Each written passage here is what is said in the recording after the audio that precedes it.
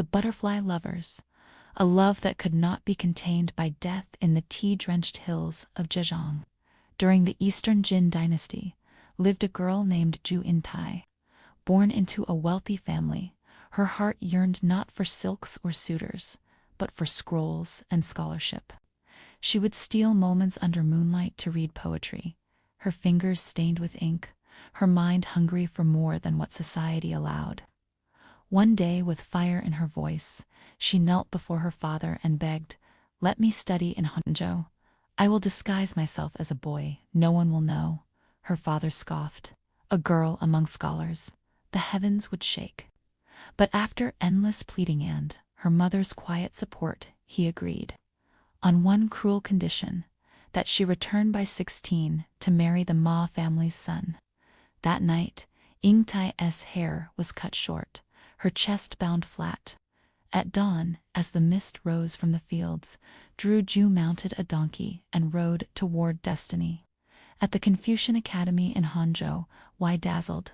She bested boys in classics, won debates, and softened even the strictest masters. But one student, Liang Shanbo, saw more than just a prodigy.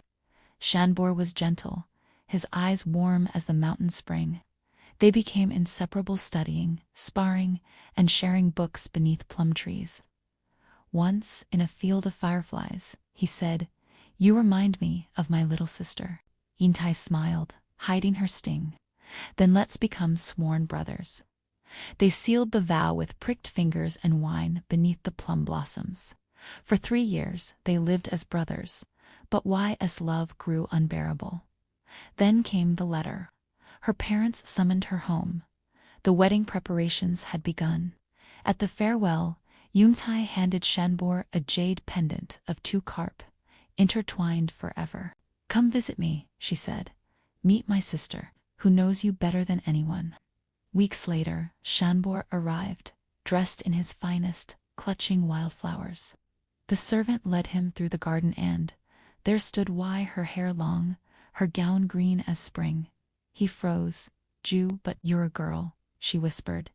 "And your brother," and more. For 7 days they wandered the garden, dreaming of a shared life. Shanbo promised to beg her father, but the patriarch only laughed. "Our canals were paid with her dowry. Will love water the fields?"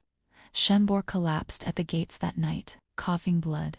He died days later, his final wish written in shaking calligraphy: "Bury me near the road to her new home, so I may see her once more." On her wedding day, the drums pounded and the bridal sedan began its march. But as they neared Shanbo's grave, Yingtai stopped the procession. She stepped from the palanquin, tore off her phoenix crown, and knelt in the dust. "Let the earth take me too," she cried. The sky cracked with thunder. Wind lashed the silks from her body. The grave split open and Shanbo's. Without hesitation, Yingtai flung herself into the chasm. The earth closed and, from the broken soil, 2 butterflies burst into flight. One crimson, one gold. They danced above the stunned crowd, evading nets and torches, flying higher and higher until they vanished into the clouds. It's said they still return each spring, fluttering over wedding altars and whispering through silk banners. And if you look closely, when 2 butterflies circle each other beneath the plum blossoms, they write the word Yun.